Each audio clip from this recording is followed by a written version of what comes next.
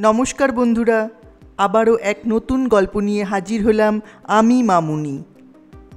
আজ আমি পাঠ করে শোনাব প্রখ্যাত সাহিত্যিক বিভূতিভূষণ বন্দ্যোপাধ্যায়ের নসু মামা ও আমি।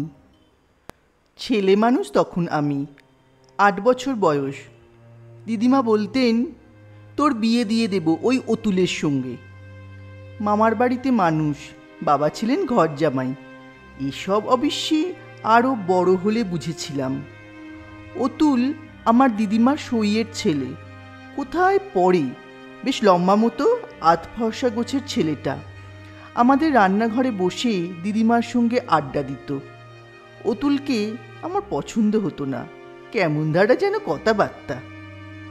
আমায় বলতো, এই পেঁচি যা, এখানে কি, ওই দিকে গিয়ে খেলা করগে যা।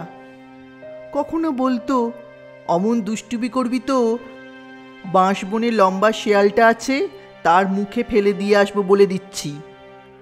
অতুলকে সবাই বলতো ভালো ছেলে, লেখাপড়ায় বছর বছর ভালো হয়ে ক্লাসে উঠত। আমার ছোট মামার সঙ্গে কী সব ইংরেজি বলতো, যদি তার কিছু বুঝি। ওই সব জন্যেই হয়তো অতুলকে আমার মোটেই ভালো লাগতো না। তা সে যতই ভালো হোক, লোকে তাকে যতই ভালো বলুক, ভালো আমার লাগতো মুকুজ্জে বাড়ির নসুকে। কি সুন্দর ফর্সা চেহারা, ননি ননি গড়ন, ডাগর ডাগর চোখ দুটি, বেশ হাসি হাসি মুখখানি। বয়সও অতুল মামার মতো অত বেশি নয়, আমার চেয়ে সামান্য কিছু বড় হবে। অতুল মামার বয়স হয়তো ছিল 16-17। নসু হাসলে তার মুখ থেকে যেন মুক্ত ঝরত, দিদিমার সেই গল্পের মতো। এমন সুন্দর মুখ আমার 8 বছরের জীবনে এই অজ পাড়াগায় কটাই বা দেখেছি। দিদিমার কাছে এসে বসে মাঝে মাঝে সেও গল্প করত।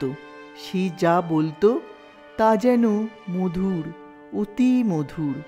আমি হাঁ করে ওর মুখের দিকে চেয়ে এক মনে ওর কথাগুলো যেন গিলতাম। অতুলও তো কথা বলে, কিন্তু তার কথা এত ভালো লাগে না তো। দিদিমা বলতেন, অতুলের সঙ্গে পাঁচির বিয়ে দেব, বেশ মানাবে। আমি মুখ ভারী করে বলতাম, ছাই মানাবে। দিদিমা হেসে বলতেন, ও মা, মেয়ের কাণ্ড দেখো, কেন মানাবে না? তুমি তো সব জানো। তবে তোর মত কি শুনি, কাকে বিয়ে করবি তুই? ওই নসুকে। দিদিমা হেসে গড়িয়ে পড়তেন, এর মধ্যেই মেয়ে নিজের বর বেছে নিয়েছে। ধন্যী, যা হোক একালের মেয়ে কি না। শুনলে সই, নসু নাকি ওর বর হবে। অতুলের মা হেসে বলতেন, কেন রে, অতুলকে তোর পছন্দ হয় না কেন? অতুল মামার বয়স বেশি। বেশি আর কত, 16 বছর। তা যাই হোক, 16 বছরের বুড়োকে আমি বুঝি বিয়ে করব? নসু ছেলে মানুষ। দিদিমা বলতেন, দেখো সই, একালের মেয়ের কাণ্ড। নসুর বয়স 12, ওকেই বেশি পছন্দ। তোমার আমার কাল চলে গিয়েছে। 13 বছর বয়সে আমার বিয়ে হলো, উনি তখন 42। দোজপক্ষে আমায় ঘরে আনলেন। তোমারও তো। অতুলের মা বললেন, আমার অত না, উনি তখন 29, আমার 11। দোজপক্ষ তো বটে, শুধু তাই সতীন বেঁচে। আমায় ভগবান সেদিক থেকে নিষ্কণ্টক করেছিলেন, তাই খানিক রক্ষে। মাঝে মাঝে নসুকে অনেক দিন দেখতাম না। আমাদের পাড়ায় সে আসতো না খেলতে। আমার প্রাণ হাঁপিয়ে উঠত, ছুটে যেতাম মুখুজ্জে বাড়িতে। নসু মামা উঠোনে বসে কঞ্চি কেটে কেটে খেলাঘরের বেড়া বাঁধছে, সঙ্গে আরও 3-4টে ছেলে ওরই বয়সের। আমি বলতাম, নসু মামা, আমাদের বাড়ি যাওনি যে? কি রোজ রোজ যাব, তুই এত দূর এলি যে, আসতে ভয় করে না? না। খেলা করবি? হুম। অন্য ছেলেগুলো তখনই বলে উঠত, মেয়ে মানুষ আবার আমাদের সঙ্গে খেলবি কেন? যা, পুটি মান্তিদের সঙ্গে খেলগে যা। নসু বলতো, খেলুক আমাদের সঙ্গে, তাতে কি? হাবু বলতো, ও কি দা দিয়ে কঞ্চি কেটে আনতে পারবে? কি খেলা হবে ওকে নিয়ে, যা তুই। আমাকে কাঁদো কাঁদো দেখে নসু এসে হাত ধরত, বলতো, কেন ওকে অমন করছিস তোরা? ও কেন কঞ্চি কাটতে যাবে? মেয়ে মানুষ, চুপ করে বসে থাকবে। বস তুই পাঁচি। আমি অমনি কৃতার্থ হয়ে উঠোনের এক পাশে বসে পড়তাম। নসু মামা খেলতে খেলতে হয়তো একটা পেয়ারা ছুঁড়ে দিত আমার দিকে, বসে বসে পেয়ারা চিবুতাম। অনেকক্ষণ পরে বলতাম, নসু মামা খিদে পেয়েছে। হাবু অমনি বলে উঠত, ওই শোন কথা, ওসব হাঙ্গামা। নসু মামা বলতো, তুই চুপ কর হাবু, খিদে পেয়েছে, চল পিসিমার কাছে, দুটো চাল ভাজা খাবি তেল নুন দিয়ে, না একটা কচি শশা পেরে দেব? আমি বলতাম, না, তুমি আমায় বাড়ি দিয়ে এসো, বাড়ি গিয়ে আমি ভাত খাবো, একা যেতে ভয় করে। হাবু অমনি চোখ পাকিয়ে বলে, তবে একলা এলি কি করে? কে এখন তোর সঙ্গে যাবে পৌঁছে দিতে? উফ, ভারী পাজি মেয়ে। নসু আমায় আগে আগে বাড়ি পৌঁছে দিতে আসতো। ধুলো মাটির পথের ধারে কত কেঁচোর মাটি, কত বেনেবউ গাছে গাছে, পাকা বকুল পড়ে থাকতো বকুলতলায়। নসুকে পাকা বকুল খাওয়াতে ইচ্ছে করত। আমি বড্ড ভালোবাসি পাকা বকুল। নসু মামাকে কুড়িয়ে খাওয়াতে ইচ্ছা করে, কিন্তু সে বলে, দূর, ও কষা কষা লাগে, তুই খা, আমি খাবো না। নসুকে খেতে দিয়ে যেন আমার তৃপ্তি, সে সুযোগ ও আমায় দিত কই? এইভাবে সারা শৈশব ও বাল্যকাল কেটে গেল সেই আমার ছেলেবেলাকার অতি পরিচিত মামার বাড়ির গ্রামের গাছপালার ছায়ায় ছায়ায়, চৈত্র মাসের পাখি ডাকা শীতল সকালবেলাকার মতো। তারপরেই জীবনের রোদ খরতর হয়ে উঠল ক্রমশ। ফুল ফোটা পাখি ডাকা বসন্ত প্রভাত গেল ধীরে ধীরে মিলিয়ে। বাতাস গরম হয়ে উঠল। সেই গাঁ, সেই তাঘরা শেখাটি এখনো আছে। মাঝে মাঝে এখনো সেখানে যাই। কত বদলে গিয়েছে সে জায়গা। সে মামার বাড়ি নেই, সে দিদিমাও নেই। বাবা কোথায় কাদের আড়তে কাজ করতেন, সামান্য কটি টাকা মাইনে পেতেন। দিদিমার সঙ্গে সংসারের খরচপত্র নিয়ে তার প্রায়ই ঝগড়া তর্ক হতো। বাবা রাগ করে চলে যেতেন বাড়ি থেকে, 2-1 মাস কোনো খবর আসতো না। মা কান্নাকাটি করতেন। হঠাৎ বাবা একদিন এসে হাজির হতেন। দিন এভাবেই চলত। 13 বছর বয়সে আমার বিয়ে হলো আরাংঘাটার কাছে এক গ্রামে। বিয়ের দিন কতক আগে নসুদের বাড়ি গিয়েছিলাম। নসুর মার শরীর খারাপ। নসু রান্নাঘরে ভাত রাঁধছে। উনুনের আঁচে ওর ফর্সা মুখখানা রাঙা হয়ে গিয়েছে। ওদের বাড়ির কোনো বিলি ব্যবস্থা নেই। অনেকগুলো ভাই নসুর, তারা কেউ বাইরে পড়ে, কেউ কাজ করে। নসুর মার শরীর চিররুগ্ন। সংসারে রান্নাবান্নার ভার নসু মামার ওপর। আজ অনেক দিন থেকেই নসুর এই অবস্থা দেখছি। নসুর অবস্থা দেখে সত্যিই কষ্ট হলো। নসুর মুখের দিকে চাইবার কেউ নেই। ভাইরা সব স্বার্থপর। সংসার চালানোর ভার ওর ওপর ফেলে দিয়ে সবাই তারা নিশ্চিন্ত হয়ে আছে।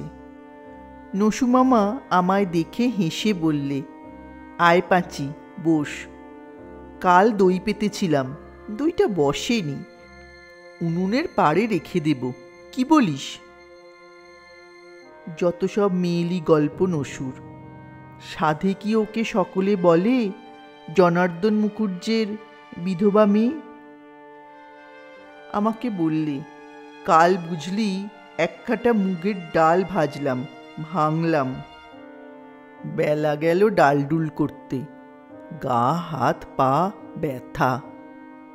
বললাম, তুমি ডাল ভাজলে? সত্যি? হ্যাঁ রে, নইলে কে করবে? আবার কাল এক গাদা ময়লা কাপড় সোডা সাবান দিয়ে সেদ্ধ করতে হবে। দুঃখিত সুরে বললাম, ওসব মেয়েলি কাজ, তুমি ওসব করো কেন? আমায় ডাকলে না কেন?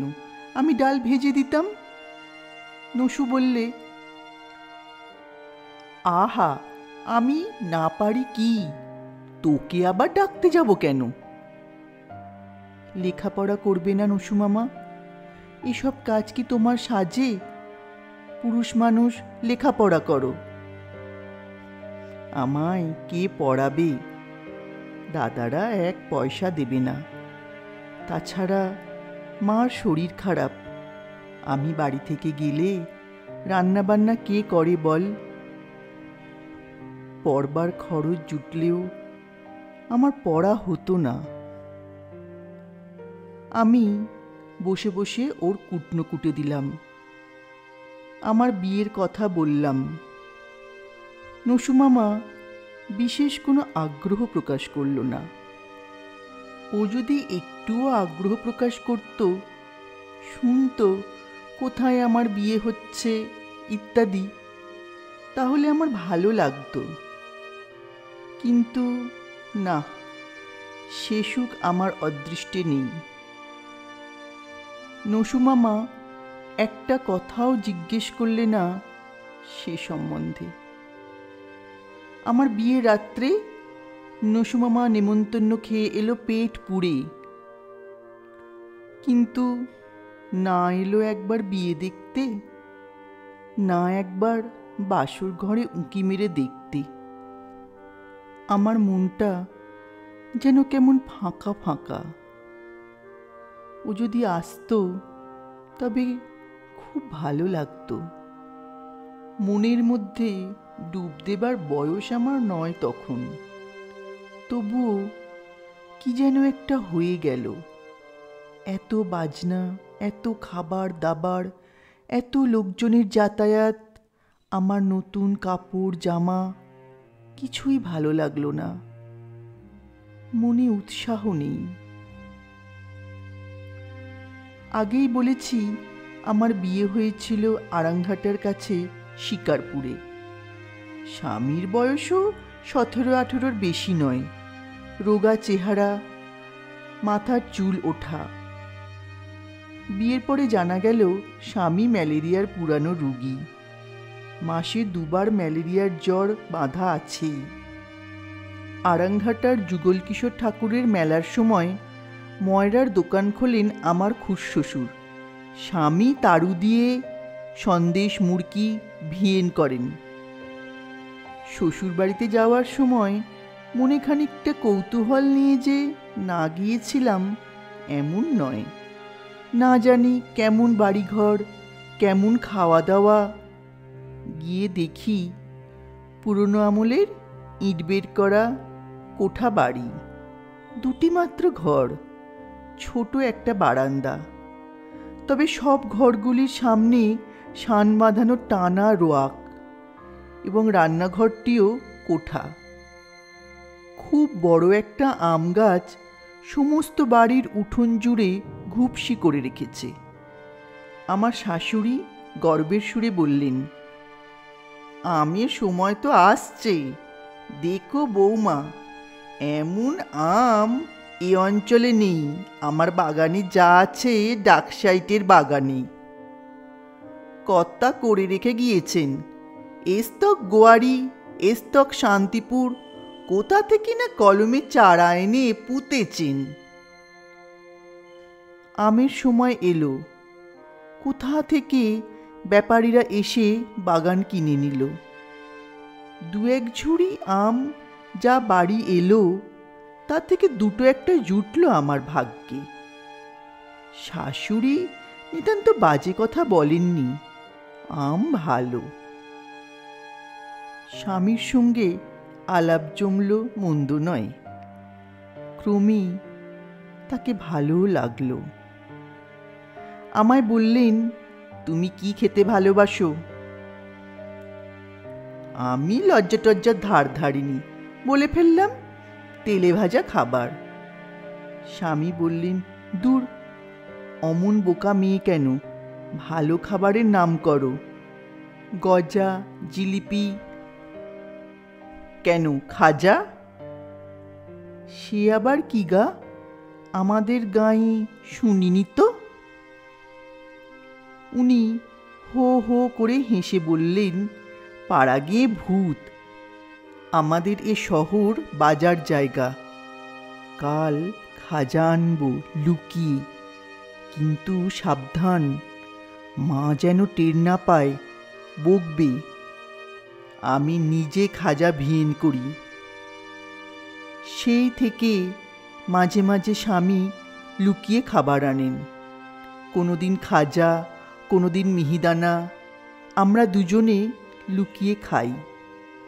স্বামী বলেন, সবাইকে দিতে গেলে চলে না, খুড়তুতো ভাইয়ের হাঁসের পাল, সবার মুখে দিতে গেলে তোমার আমার মুখে এক টুকরো উঠবে কি উঠবে না।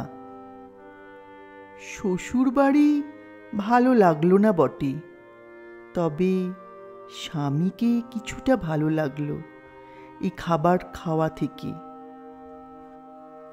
উলোর জাতের মতো বড় মেলা এ অঞ্চলে আর নেই। সে সময় ময়রার দোকানের কাজ বেশি। উনি ফেরেন অনেক রাতে, হাতে বড় বড় ঠোঙায় খাবার ভর্তি।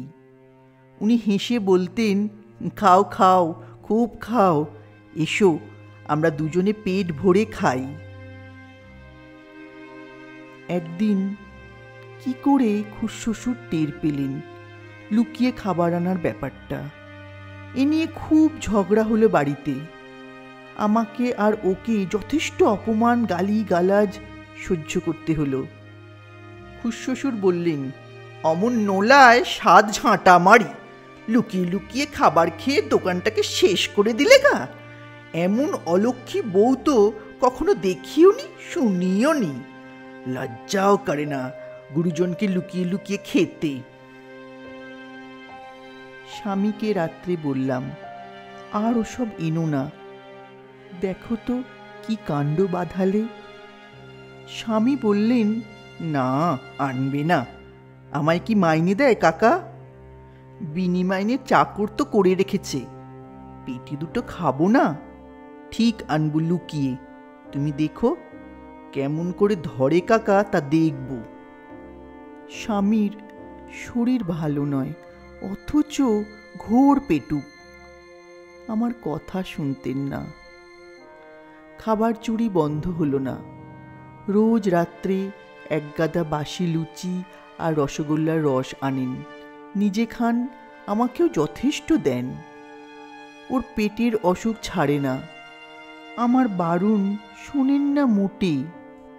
বলেন, খেয়ে যা উঠিয়ে নিতে পারি, কাকা এক পয়সা উপুড়হাত করবে না। আমি বললাম, আমি বাপের বাড়ি যাব আষাঢ় মাসে, আমায় নতুন কাপড় কিনে দেবে না? উনি ঠোঁট উল্টে বললেন, কে দেবে, কাকা? তা দেখে আর বাঁচলাম না। সত্যি আমার নতুন কাপড় হবে না? বাপের বাড়িতে কিন্তু সবাই নিন্দে করবে। যদি আমি দিতে পারতাম সব হতো। আমার কি ইচ্ছে করে না তোমায় কাপড় দিতে? কোথায় পাবো? তাই তো অনেকের নিন্দে শুনতে হবে, তাই ভাবছি। আষাঢ় মাসে বাপের বাড়ি এলাম। স্বামীও আমার সঙ্গে এলেন। তাকে দেখে গ্রামের সমবয়সী মেয়েরা নানা রকম নিন্দাবাদ করতে লাগলো। আমায় একদিন রায়বাড়ির মেজগিন্নি বললেন, হ্যাঁ পাঁচি, জামাই নাকি তারু ঘটে ময়রার দোকানে। আমি অত শত বুঝিনি, বললাম, হ্যাঁ, খুব ভালো খাজা তৈরি করে, সবাই হাতের সুখ্যাতি করে মাসিমা। মেজগিন্নি হেসেই খুন। তার বড় পুত্রবধূ যে বাপের বাড়ি থেকে আসতেই চায় না, বাপের বাড়ির গ্রামে কোন প্রতিবেশী ছেলের সঙ্গে প্রণয়াসক্ত, এসব কথা তিনি তখন ভুলেই গেলেন। আমার স্বামীর খাবারের দোকানের কাজটাই প্রবল দোষের ও নিন্দের কারণ হয়ে উঠল তার কাছে। আমার স্বামীকে গ্রামের লোকে নতুন জামাই বলে খাতির আদর করলে না। আমার তাতে মনে বড় দুঃখ হলো। নতুন জামাইকে সকলে নেমন্তন্ন করে খাওয়ায়, আমার স্বামীকে সবাই কেমন যেন হেনস্থা করলে। নসুমামা ঠিক তেমনি ভাত রাঁধছে। আমি তার ওখানে গিয়ে বসে গল্প করে একটু যা আনন্দ পেতাম। একটা জিনিস দেখলাম, নসু ধর্মে কর্মে মন দিয়েছে এই বয়সেই। চন্দন ঘষেছে দেখে বললাম, দিদিমা পুজো করেন বুঝি আজকাল? নসু হেসে বললে, মা নয়, পুজো করব আমি। রোজ শিব গড়িয়ে পুজো করি। মানুষ হয়ে জন্মে শুধু খেয়ে যাব শুয়োরের মতো? আমার হাসি পেল ওর মুখে তত্ত্বকথা শুনে। নসুমামা আমাকে শশা কেটে খেতে দিলে, নিজেই নারকোল নাড়ু করেছে ঘরে, তা দিলে, চা খেতে দিলে। বছর 2-3 কাটল। আমার স্বামীর শরীর সারল না, ক্রমেই যেন আরও খারাপ হয়ে উঠেছে। শাশুড়ি ও খুড়শাশুড়ি বললেন, ওই অলক্ষণে বউ এসেছে, বাছার শরীর একদিনও ভালো গেল না। শাশুড়ি বললেন, সংসারে কোনো জিনিসে আঁট নেই, তা দেখেছ লক্ষ্য করে? কথাটা নেহাত মিথ্যে নয়, আমিও স্বীকার করছি। সত্যিই যেন আমার কোনো জিনিসে কোনো আসক্তি নেই। ভালো কাপড় নয়, গহনা নয়, কোনো কিছুতেই না। আমার স্বামী বলেন, পয়সা জমাও না কেন, যা মাঝে মাঝে হাতে এনে দিই জমিও, তোমার আখেরে ভালো হবে। ওসব কথা আমি শুনেও শুনিনি কোনোদিন। কার আখের কি হবে সে ভেবে ফল কি? আমার একটি ছেলে হলো, কয়েক মাস পরে মারাও গেল। স্বামীর অসুখ সারে না, সংসারে খেটেই মরি, মুখে মিষ্টি কথা কেউ বলে না। স্বামী আমাকে নানা রকম সাংসারিক উপদেশ দেন। তার যেরকম শরীর, কবে মরে যাবেন, তখন কি উপায় হবে? আমি যেন কিছু কিছু হাতে রাখি। এ কথা যখন শুনি তখনই মনে থাকে, তারপর আর মনে থাকে না। সেই মাঘ মাসে আমি বাপের বাড়ি এলাম। গ্রামে এসে শুনি নসুমামার মাথা খারাপ হয়ে গিয়েছে। সে দিন রাত পুজো আচ্চা নিয়ে থাকে, কারোর সঙ্গে কথা বলে না, কিরকম যেন। আমি গিয়ে দেখা করলাম বিকেলের দিকে। নসুমামা বললে, কি খবর পাঁচি, কখন এলি? কাল এসেছি। ভালো আছো? ভালো আছি, খুব আনন্দে আছি। সবাই তোমাকে পাগল বলছে যে। নসুমামা মৃদু হেসে চুপ করে রইল। তারপর আমার দিকে শান্ত দৃষ্টিতে চেয়ে বললে, আমি আসল বস্তু পাওয়ার চেষ্টায় আছি, এতে যে যা বলে বলুক, আমি পাগল হই আর ছাগল হই। হ্যাঁ রে পাঁচি।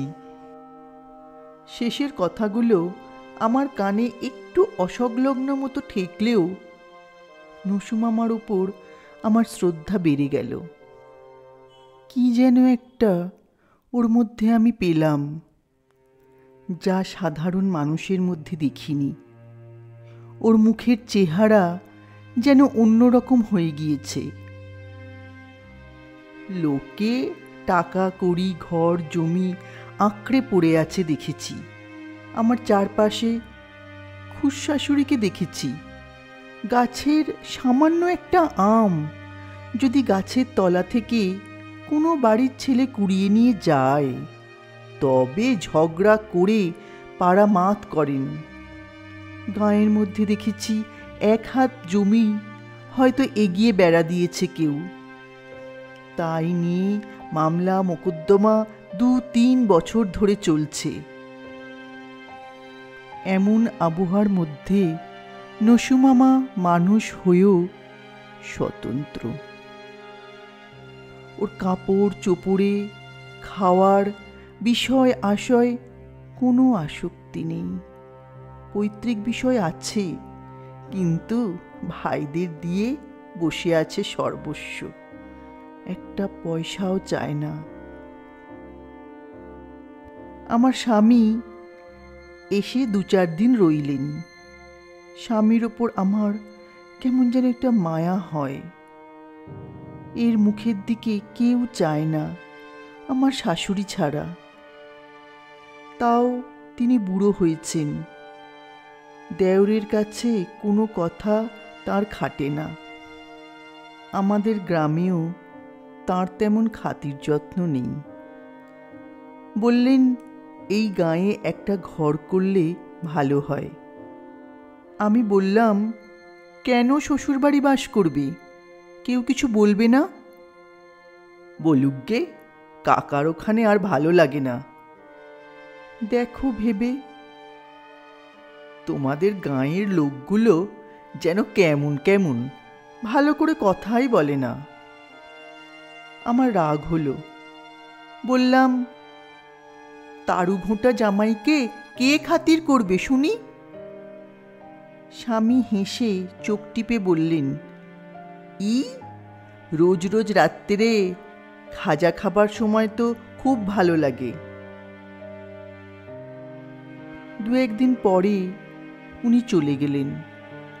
যাবার সময় আমার হাতে 13 আনা পয়সা দিয়ে বলে গেলেন, এই পয়সা দিয়ে খাবার কিনে খেও, মাসখানেক থাকো, তারপর এসে নিয়ে যাব। আর আসেননি তিনি। সেই মাসের শেষের দিকে পুরনো আমাশা রোগে তিনি আমার সিঁথির সিঁদুর, হাতের শাঁখা ঘুঁচিয়ে ইহলোক ত্যাগ করলেন। বাবা চিঠি পেয়ে আমাদের প্রথমে কিছু বলেননি। তারপর 2 দিন পরে মাকে একদিন বললেন, হ্যাঁ একটা কথা, জামাইয়ের বড় অসুখ, চিঠি পেয়েছি। মা আড়ষ্ট সুরে বলে উঠলেন, সে কি গো, এতক্ষণ বলনি কেন? হাটে চিঠি পেলে? কই দেখি চিঠি। বাবা আমতা আমতা করে বললেন, তা মনে ছিল না, তা নয় আমি কান খাড়া করে পাশের ঘরে বসে সব শুনছি। আমার বুকের মধ্যে একটা ঢিপ ঢিপ করছে, মাথায় রক্ত উঠে যাচ্ছে, যেন জিভ শুকিয়ে আসছে। আমি বুঝতে পেরেছি সব। বাবা অত্যন্ত ব্যস্তবাগীশ লোক, জামাইয়ের অসুখের সংবাদে চুপ করে বসে থাকবার মানুষ নন। মা ছুটে হাঁপিয়ে বাবার কাছে এসে বললেন, তার কাছে এক্ষুনি চলে যাও। মেয়ের যাওয়ার কথা লেখেনি, ওকে নিয়ে যাও। বাবা শুষ্ক মুখে বললেন, আর সেখানে গিয়ে কি হবে গিন্নি, সব শেষ হয়ে গিয়েছে। মা মেঝের উপর আছড়ে পড়লেন আর্তচিৎকার করে। আমি কিন্তু বেশ সহজভাবেই কথাটা শুনলাম, কারণ আমি আগেই বুঝতে পেরেছি বাবা কি বলবেন।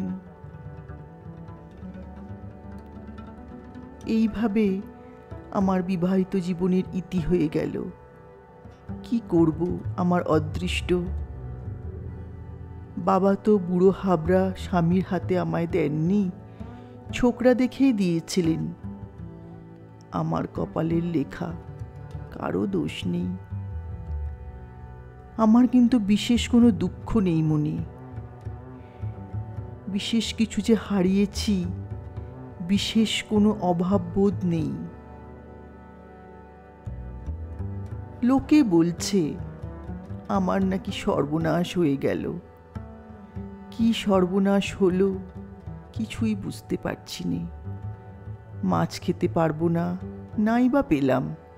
একাদশী করতে হবে, করব। ভালো খাওয়া বা পড়ার দিকে আমার কখনো কোনো ঝোঁক নেই।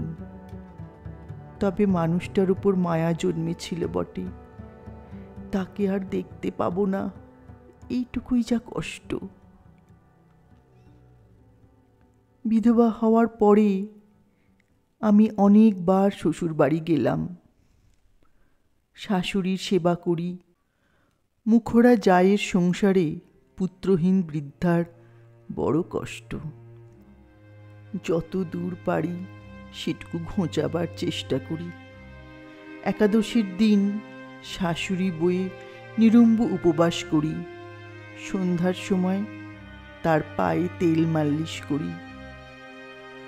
খুড়ি শাশুড়ি সর্বদা শোনান, আমি অলক্ষণে বউ, আমায় ঘরে এনেই তার সোনার চাঁদ ছেলে দুধের বাছা মারা গেল। ভাসুরপোর ওপর তার এমন স্নেহ, ভাসুরপোর জীবদ্দশায় কোনোদিন দেখেছি বলে মনেই করতে পারলাম না। আশ্চর্য। একবার বাপের বাড়ি এসে শুনলাম নসুমামা বাড়ি ছেড়ে নিরুদ্দেশ হয়ে গিয়েছে। 6 মাস পরে খবর এলো হালি শহরের এক মন্দিরে সে আছে। গঙ্গার তীরে দুখানা ভাঙা মন্দির, সেখানে সে পুজো আচ্চা নিয়েই নাকি আছে। খবরটা দিলে ও পাড়ার বুধগোয়ালার মা। ঘোষপাড়ার দোল দেখে দেশে ফেরার পথে সে হালি শহরে গিয়েছিল, সেখানেই দেখা হয়েছে। আমি মনে মনে ভাবলাম, ওর পক্ষে ভালোই হয়েছে। কি জানি কেন আমার মনে হয় নসুমামা যা করে তাই ভালো। এইভাবে দিনের পর দিন কাটে। বৃদ্ধা শাশুড়িকে কত যত্নে আগলে নিয়ে বেড়াই। বাপের বাড়ি গিয়ে বেশি দিন থাকতে পারিনি, পাছে বুড়ির কষ্ট হয়। একদিন শাশুড়ি বললেন, চলো মা, সান্যাল মশাইয়ের বাড়ি ভাগবত শুনে আসি। সে কে মা? পাড়ার বুড়ো সান্যালদা, দেখনি বুড়োকে? সান্যাল মশাইয়ের বাড়ি গেলাম। ওর অবস্থা বেশ ভালো বলে মনে হলো ঘর বাড়ি দেখে। শুনলাম 2 ছেলে কলকাতায় চাকরি করে। তাদের স্ত্রী পুত্র তাদেরই সঙ্গে কলকাতার বাসায় থাকে। সান্যাল মশাই বিপত্নিক, বয়স 76 বছর। নিজেই বললেন, একটি বিধবা বোন বাড়িতে থাকে ও রান্নাবান্না করে। আমাদের দেখে খুব যত্ন করলেন। আমাদের সামনে ভাগবত ব্যাখ্যা করে শোনালেন। সেই থেকে সান্যাল মশাইয়ের বাড়িতে রোজ যাই। আমায় তিনি বড় ভালোবাসেন। যোগ বশিষ্ঠ ও ভাগবত তাঁর প্রিয় বই। যদি দুদিন না যাই, সান্যাল মশাই আমার শ্বশুরবাড়ি আসবেন। আমার শাশুড়ি তাঁর বৌমা ডেকে বলেন, ও বৌমা। বৃদ্ধা শাশুড়ি মাথায় কাপড় তুলে দিয়ে বলেন, কি দাদা? নির্মলা কোথায়, ডেকে দাও। নির্মলা আমার ভালো নাম। আমি বের হয়ে বলি, কি দাদু? দাদু কি রে? তোমার জ্যাঠামশাই হই। তোমার শ্বশুরের চেয়ে 11 বছরের বড় আমি। আমার ওখানে কদিন যাওনি কেন? আজ অবশ্যই যাবে। আবার নিয়মিতভাবে যাই। সান্যাল মশাই আজকাল আর কোনো শ্রোতা চান না। আমার মধ্যে কি যে দেখেছেন, আমাকে পেয়ে খুব খুশি। যোগ বশিষ্ঠ পাঠ জমে না আমি না গেলে। একদিন তাকে বললাম, জ্যাঠাবাবু, আমি তো মুখ্য মেয়ে মানুষ, আমার মধ্যে কি পেলেন আপনি? কি পেলাম কি জানি, কিন্তু তুমি গেলে মা, আমার গীতা আর যোগ বাশিষ্ঠ জ্যান্ত হয়ে ওঠে। ওদের শ্লোকের মধ্যে থেকে নতুন ভাষ্য বেরিয়ে আসে।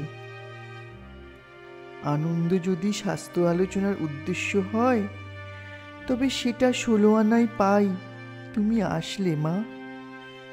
আমি হেসে বললাম, তাহলে বলুন জ্যাঠামশাই, আমার মতো শ্রোতা আপনি অনেক দিন পাননি।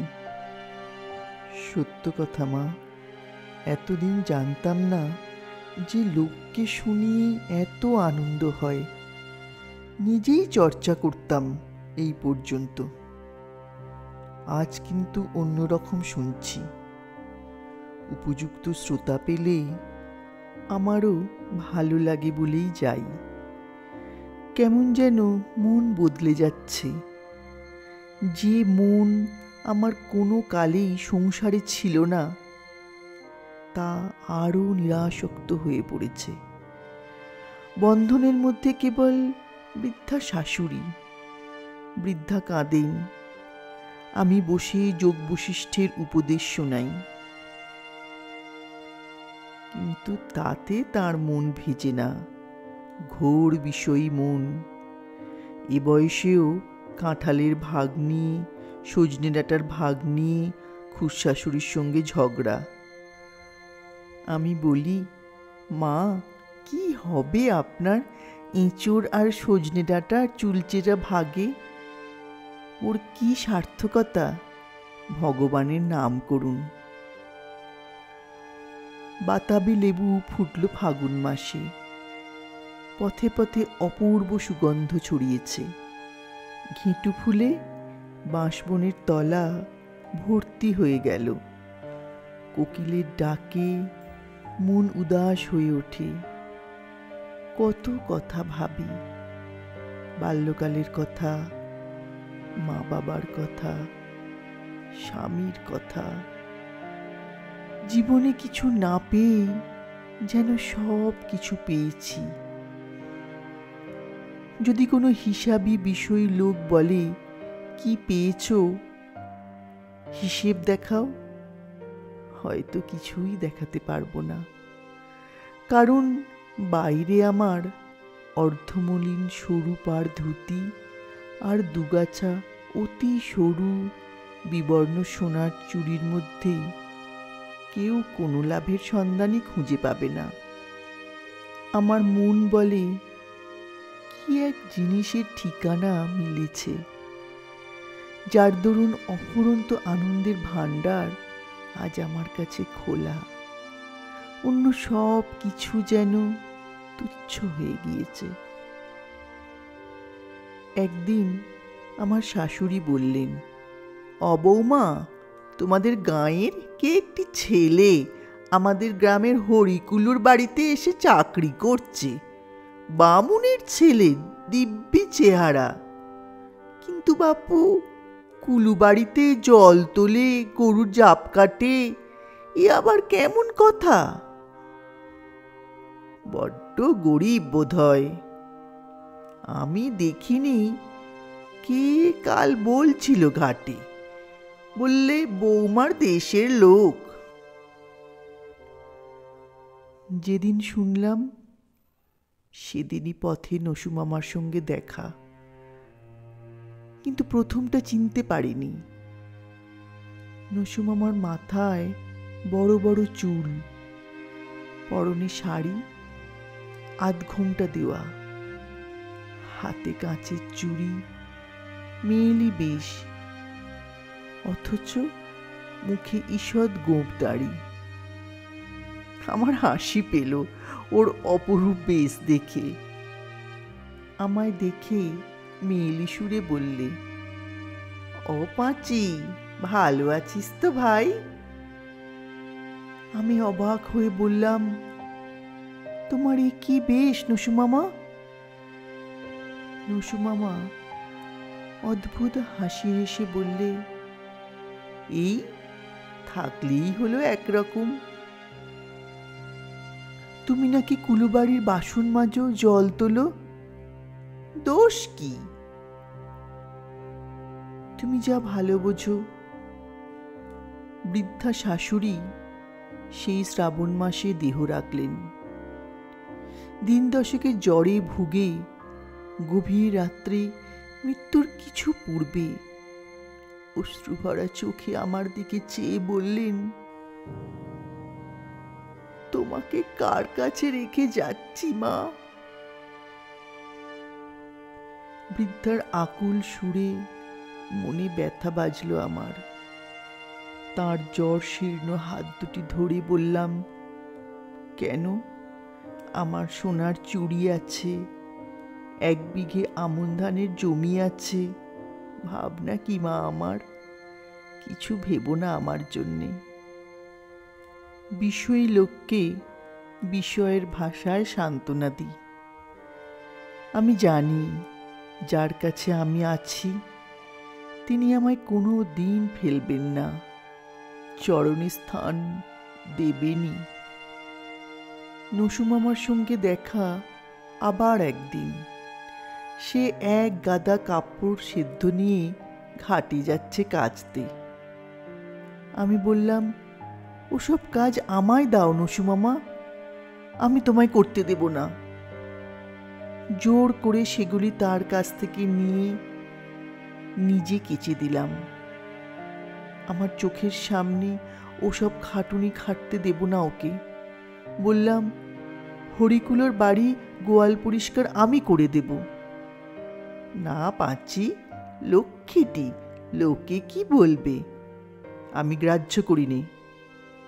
আমি করি। মিথ্যে কথা, তুমি কিছু গ্রাহ্য করো না। কুলুবাড়ির বাসন মাজছ, অথচ পাঁচি, এসব তুই বুঝবি নে, ওসব করিস নে কক্ষনো। ওর কথা স্যান্ডাল জেঠুকে বলতে তিনি বড় ব্যস্ত হয়ে পড়েন ওকে দেখবার জন্য। হরিকুলোর বাড়ির পিছনে একটা পুকুর, পুকুরের চারিধারে আম কাঁঠালের বাগান। তারই একটা গাছের তলায় দেখা গেল ও চোখ বুজে বসে। সেই থেকে স্যান্ডাল মশাইয়ের সঙ্গে ওর ভাব হয়ে গেল। যোগ বাশিষ্ঠের দলে ভিড়ে পড়ল। স্যান্ডাল জ্যাঠা বললেন, ছেলেটি শুদ্ধ সত্য। শীতের প্রথমে কলুপাড়ায় কলেরা দেখা দিল। একদিনে 18টা কলেরা হলো, 5টা মরে গেল। নসুমামা কি ভীষণ পরিশ্রম করে সেবা শুরু করলে। হরিকুলোর ছোট ভাই, ওর সেবাতেই নাকি বেঁচে উঠল। রাত্রে ঘুমোয় না, নিজের হাতে রোগীর গা বিছানা পরিষ্কার করে। কলেরায় কলুপাড়া উজাড় হয়ে গেল। ধরলে কিছু দূরে মুচিপাড়াকে। ভয় তখন মুচিপাড়ার অনেক লোক পালিয়েছে। বুড়ো হিরুমুচি একদিনের অসুখে মারা গেল।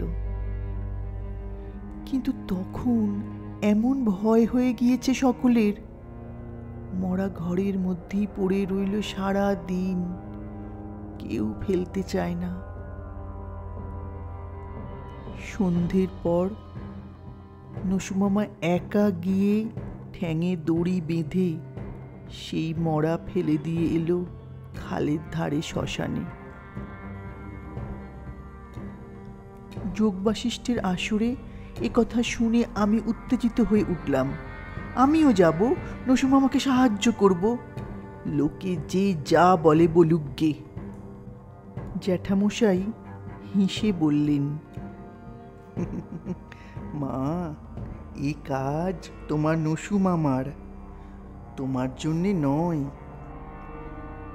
সব কাজে অধিকার ভেদ আছে। কেন আমার অধিকার জন্মায়নি?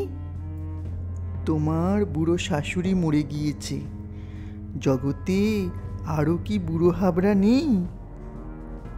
আপনি বলুন নসুমামাকে, ও আমাকে নিতে চায় না কোনো কাজে। আমি যাব জ্যাঠামশাই।